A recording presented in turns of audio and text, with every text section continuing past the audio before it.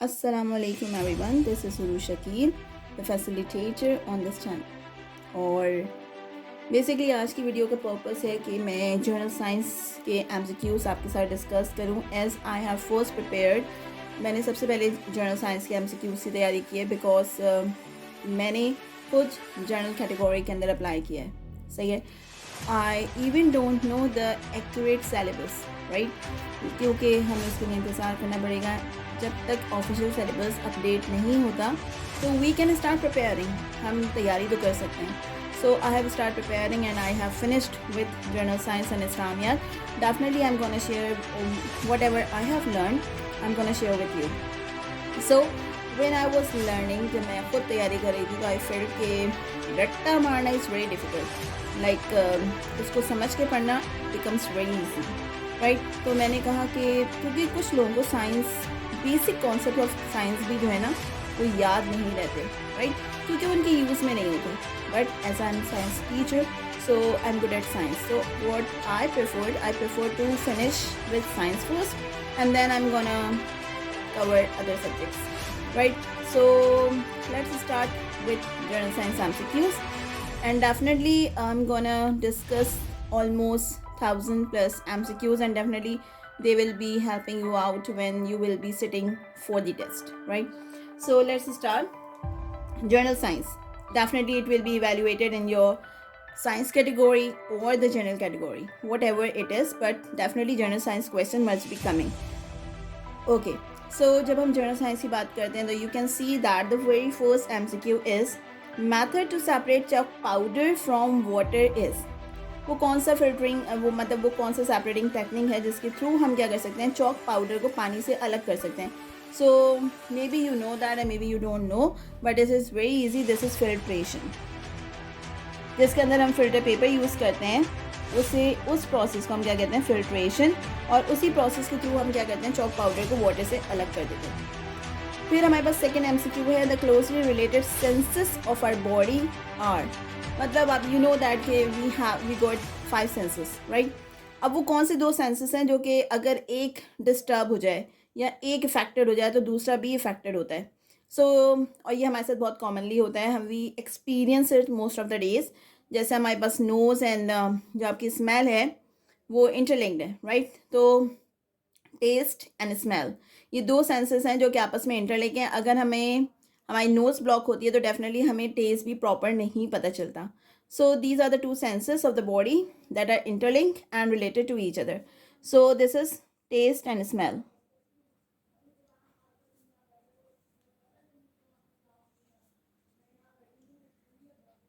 So let's move to the third MCQ. The sense organ other than the skin sense temperature is, मतलब वो कौन सा sense organ है जो skin के अलावा टेम्परेचर को मेजर कर सकता है या जो फील कर सकता है। तो definitely when you touch something, तो this is very see, this is skin. In the same way जब हम कोई गर्म खाना रख लेते हैं तो we know that it is very hot, सही है। जब हम कोई खाना चख रहे होते हैं और वो काफ़ी गर्म होता है, हमारे टेस्ट बर्ड्स जो हैं वो हमें बताते हैं कि that is very hot. So the tongue is an organ other than skin जो कि टेम्परेचर को डिटेक्ट कर सकता है। So the answer is tongue. फिर हमारे पास है the number of the taste buds present on our tongue is. कितने टेस्ट बर्ड्स हैं, you know that we got taste buds on our tongue, तो वो भी उनके भी एक स्पेसिफिक नंबर्स होते हैं। So these are the 10,000 taste buds present on the tongue. The taste buds are salty, bitter, sweet and dash. अच्छा, you know that we can sense or we can differentiate between salt, bitter, sweet and sour, right? So because they are being divided on the tongue, ठीक है, तो जिसकी वजह से हमें क्या करते हैं, हम डिफरेंट टेस्ट को इवेल्युएट कर सकते हैं कि हाँ this is sweet, this is सार, दिस इज सॉल्टी, क्योंकि यही टेस्ट बर्ड्स जो है हमारी पूरी टंग के ऊपर इवनली डिस्ट्रीब्यूटेड है, right. So the fourth taste bud is सार। Now, the total length of human small intestine is about, you know that we got small intestine and the large intestine. तो मैं आपको थोड़ा सा ये और brief कर दूं कि small intestine is also known as small due to its diameter is smaller than the larger intestine, right? क्योंकि लार्ज इंटेस्टिन होती तो साइज में छोटी है, ठीक है, लेकिन क्या है, क्योंकि उसका डायामीटर स्मॉल इंटेस्टिन से बड़ा है, so that we called it large intestine, whereas small intestine का क्या है, डायामीटर, वो क्या है, लार्ज इंटेस्टिन से छोटा है, that's why we called it small intestine, right? So the total length of the human small intestine is 6 meter. Then time taken by the food to be digested is from whenever you eat food, even though you are sleeping, even though you are doing anything or you are performing anything. So on average अगर हम इसकी बात करें, because different action digest food in different way, right? क्योंकि if you are doing exercise, definitely your food will be digested soon, ठीक है, as compared to the person who is completely lying on the bed and not doing any work or sitting on the sofa. So उसका जो time duration होगा definitely it will be different, right? तो हमने क्या कहा, हमने ये देखा है कि ऑन एवरेज अगर हम बात करें तो जो फूड डाइजेस्ट होता है वो टाइम लेता है 24 to 30 आवर्स, ठीक है, 24 to 30 आवर्स.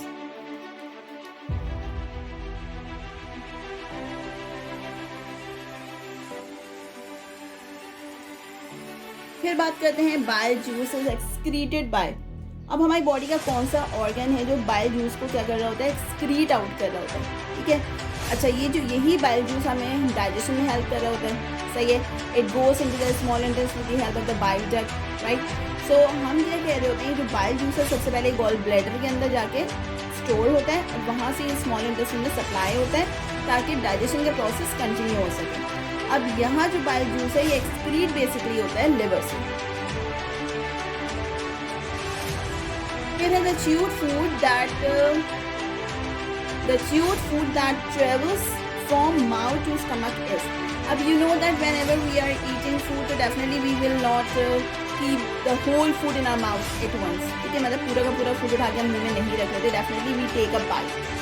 अच्छा, वो जो bite है this is simple a bite, but when you start chewing it down in your mouth, तो उसका जो साइज है वो definitely चेंज हो जाता है, वो साइज नहीं रहता जो आपने मुंह में रखा था, तो वही साइज जो है वो ट्रांसफ़र किया जाता है एसोफेगस के थ्रू स्टमक को.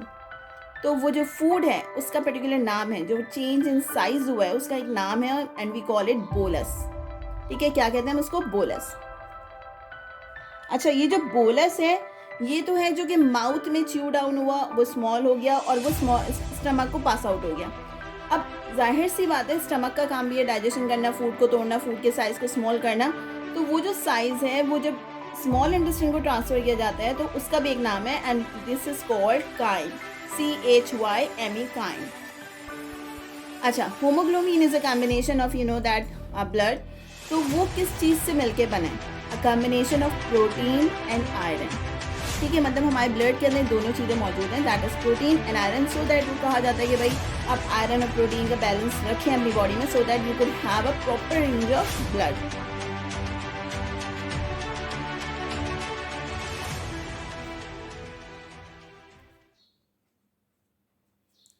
The upper two chambers of the heart are divided into 4 chambers, right? अब वो जो chambers हैं definitely वो क्या कर रहे होते हैं, वो upper chambers और lower chambers में divided हैं. The upper chambers की अगर हम बात करें तो भाई collectively this is called arteria, ATRIA, arteria, and the lower one is ventricles, ठीक है. The lower 2 chambers are known as ventricles, the upper ones are known as arteria,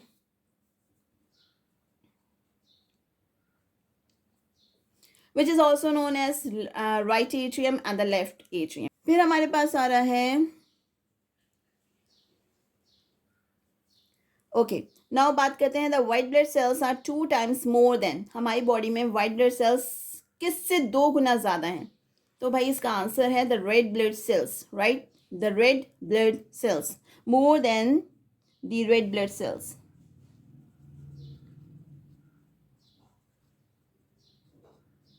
Then plasma contain water and other what, like अब बात की जा रही है कि plasma, you know that our body is having blood, ठीक है. अब उस ब्लड के अंदर काफ़ी सारी चीज़ें पाई जाती हैं, white blood sales, red blood cells, even though plasma.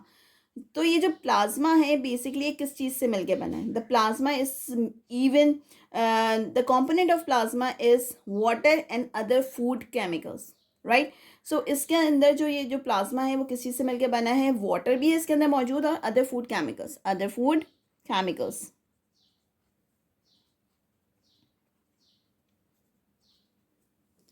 फिर बात आ रही है the when artery contract ventricle.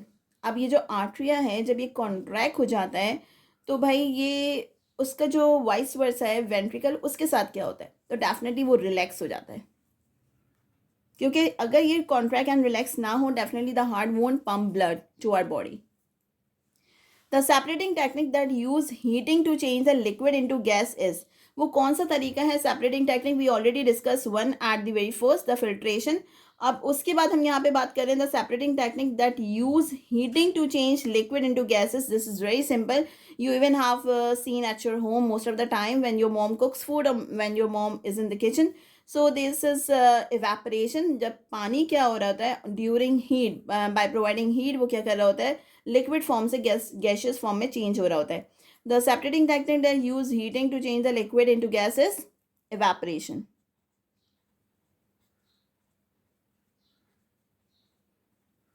Now, when the heavier particles settle down at the bottom of the container, this separating technique is known as। अब बात करते हैं भाई, आपने फिल्टर का पानी नहीं पिया है, आपने क्या किया? एक रॉ द टैप वाटर आपने पानी पी लिया है। अब उसी पानी को आपने क्या किया? You left some water into the glass. अब आपने कुछ देर बाद देखा द पार्ट जो पानी था उसके अंदर कुछ भी अगर पार्टिकल्स मौजूद थे तो वो क्या होंगे? सेटल डाउन हो जाएंगे। कहाँ सेटल हो जाएंगे? बॉटम पे सेटल डाउन हो जाएंगे, because they were heavier than water molecules. तो हमने यही बात की, when heavier particle settle down at the bottom of the container, this separating technique. अब उन्हें हमें पानी से अलग करना है, सही है? तो हम वो क्या करेंगे ऐसा कि वो पानी से अलग हो जाए। अच्छा, जब वही पार्टिकल सेटल डाउन हो जाते हैं बेस में, बॉटम में, ग्लास के बॉटम में, तो उस प्रोसेस को सेटल से याद रखना है। सेटल्ड तो वो सेटलमेंट है, ठीक है? तो हम कहते हैं वो सेडिमेंटेशन है। We call this sedimentation.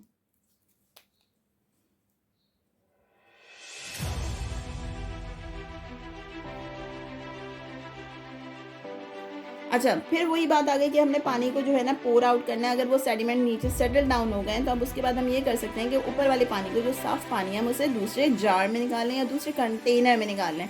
और जब हम उसको जेंटली पोर करते हैं ये एहतियात के साथ कि वो जो पार्टिकल सेटल डाउन हो गए वो ऊपर पानी में मिक्स ना हो और पानी पोर आउट हो जाए, तो उस प्रोसेस को हम कहते हैं डीकेंटेशन। We called it डीकेंटेशन।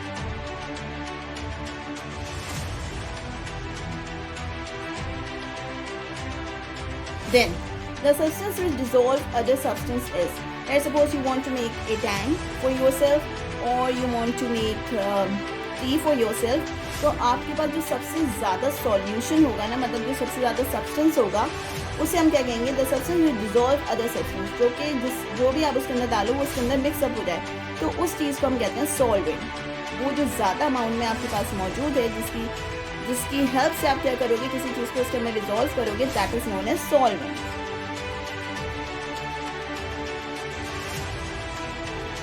अच्छा, फिर हमारे पास आ रहा है the earth spins on its axis is.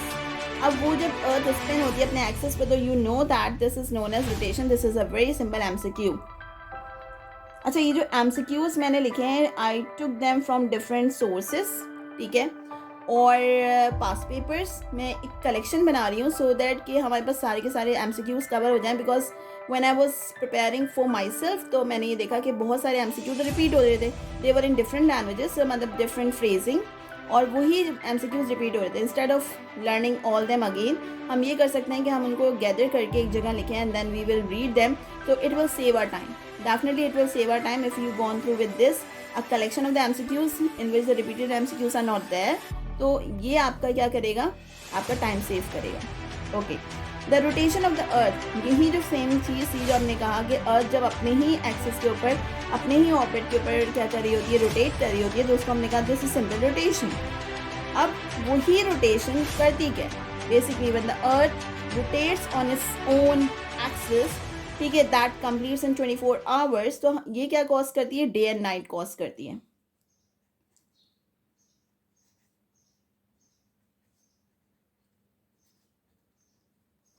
फिर हमारे पास लास्ट आ रहा है, I hope you can see this one. When the earth moves around the sun, this movement is, जब अर्थ जो है वो मूव अराउंड करती है सन के, ठीक है, मतलब वो भी क्या कर रही होती है, कंप्लीट रोटेशन का मतलब एक कंप्लीट चक्कर लगाती है, तो उस चक्कर को हम कहते हैं रेवोल्यूशन। हम उस चक्कर को क्या कहते हैं, revolution. And you know that this revolution completes an, and this is the next MCQ. The revolution of the earth causes, a air, ठीक है, मतलब पूरा एक साल लग जाता है उस रेवोल्यूशन को कॉज करने के, ठीक है। तो इट कंप्लीट्स इन 364.5 डेज, ठीक है, it completes in 364.5। And you know that this 364.5, अगर हम इसको अगर मैं इसको क्या करूँ, एडअप करूँ 364.5, 364.5, तो जब मैं 4 टाइम इसको कलेक्ट करती हूँ तो on the 4th year we have the leap year, सही है। So this is how we have a leap year. Okay, these are the 22 MCQs we have discussed in this video, and definitely I have a lot of MCQs what I have gathered from different sources, and I'm gonna make a video again. So till then you can just revise them twice or thrice. Definitely I'll be sharing the pictures of these MCQs so that it will be easy for you to revise. Instead of listening again and again the whole explanation, you can go through with the answers directly, ठीक है। But explanation आपके लिए इसलिए ज़रूरी है so that you should have an idea कि आपने पढ़ा क्या है। डेफिनेटली अगर मैं भी पढ़ के निकल जाऊँ और मुझे उस बारे में नहीं पता हो तो डेफिनेटली मैं भी वो भूल जाऊँगी। Instead of wasting time in reading, जो कि आप भूल जाओ, तो थोड़ा बेहतर है कि आप थोड़ा सा समझ लो so that it will be there in your mind, और जब आप उसको रिकॉल करोगे डेफिनेटली वो आपको याद आ जाएगा। So this is all for this video, and definitely I am gonna share rest of the videos very soon. Anyways, this is the second day of Eid, so all of you, all the Muslim around the world, happy Eid Mubarak. Thank you. Allah Hafiz.